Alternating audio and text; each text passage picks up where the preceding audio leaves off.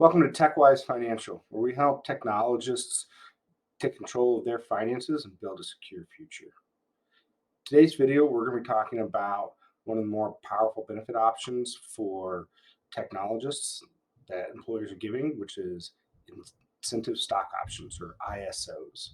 In this video, we're going to talk about two things. One, what are ISOs and how do they benefit you? And two, what are the tax implications of exercising and using them? So whether you're a seasoned tech professional or someone just getting started out, this will be a great video. Let's go ahead and dive on in. So we're going to be talking about stock options today. The most common ones that you're going to run into as part of your benefits packages are going to be what's called ISOs, NSOs, and RSUs. Now, ISO stands for Incentive Stock Option.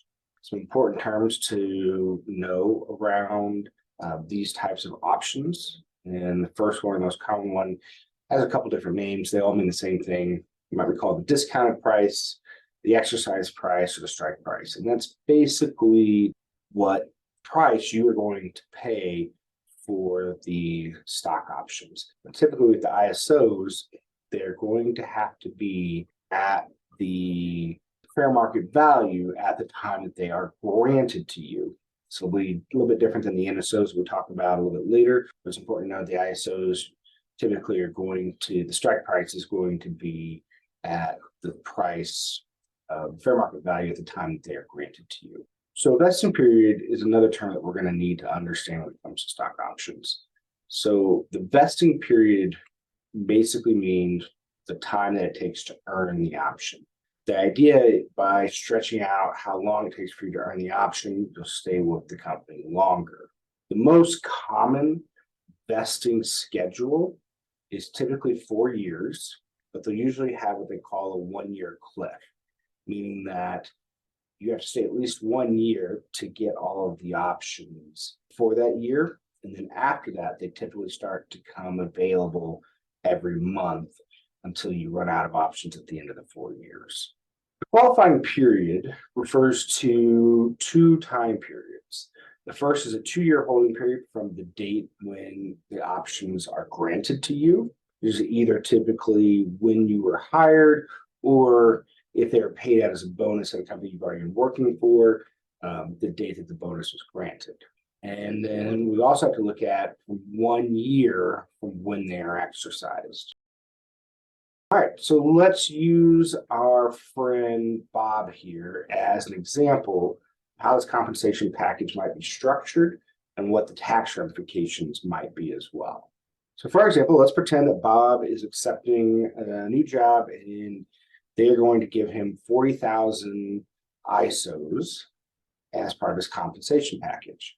At the time that these are being granted to him, the price per share, we're going to say, is $1 per share. For a lot of startups that are still getting evaluated, that aren't publicly trading, shares at $1 or less are not uncommon to see within there. We're going to say that Bob is going to agree to a 4-year vesting schedule, and we'll use the date that they're granted. We're going to pretend that Bob has accepted this job on April 1st of 2020. Now we fast forward 3 years. It's now April 1st, 2023.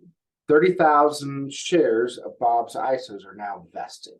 He can choose to exercise them. He can choose to do nothing with them. He's got a lot of options with that. 10,000 are still unvested because he's only worked for 3 out of the 4 years of vesting period. However, things have gone really well over the last 3 years. And the company's stock price is now at $5 a share. So if Bob wants to exercise his 30,000 shares, he's going to have to pay the company $30,000. 30,000 shares times $1. He's got to come up with that to exercise the shares.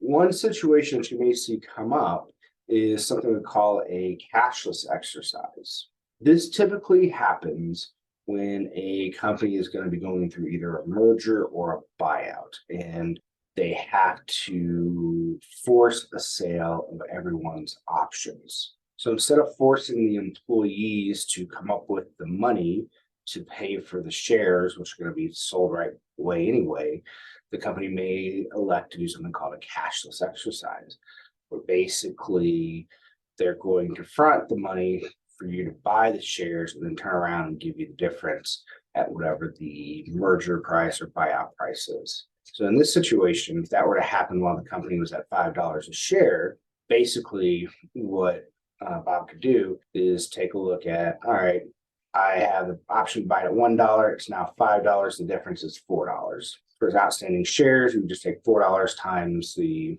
vested shares. Although that being said, in a buyout or merger, they will probably also pay out the unvested shares as well, with a delayed payout for whatever those timelines have been met.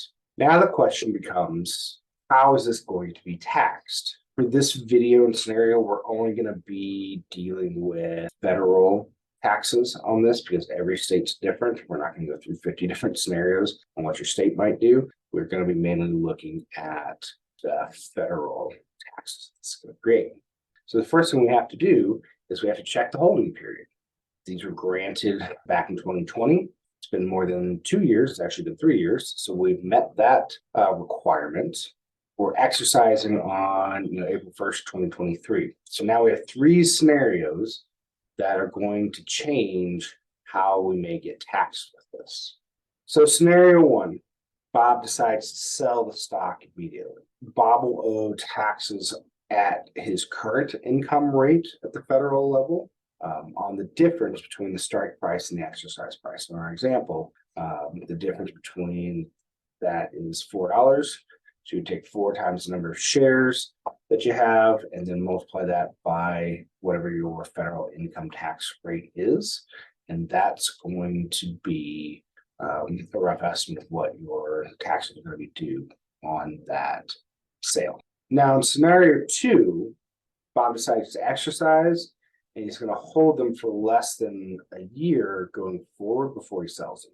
So Bob will owe taxes at whatever his current federal rate is on that difference between the strike price that we talked about.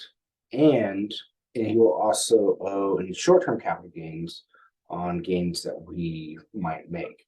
So in that situation, if we say, hey, he exercised at $5, but he held it and then he reached $6 and he decided to sell. That rate, he's going to owe the federal income tax rate on the $4 difference between what he bought it for and what it was exercised at. And then there's a $1 short-term capital gain between the $5 and the $6 from when he exercised to when he sold.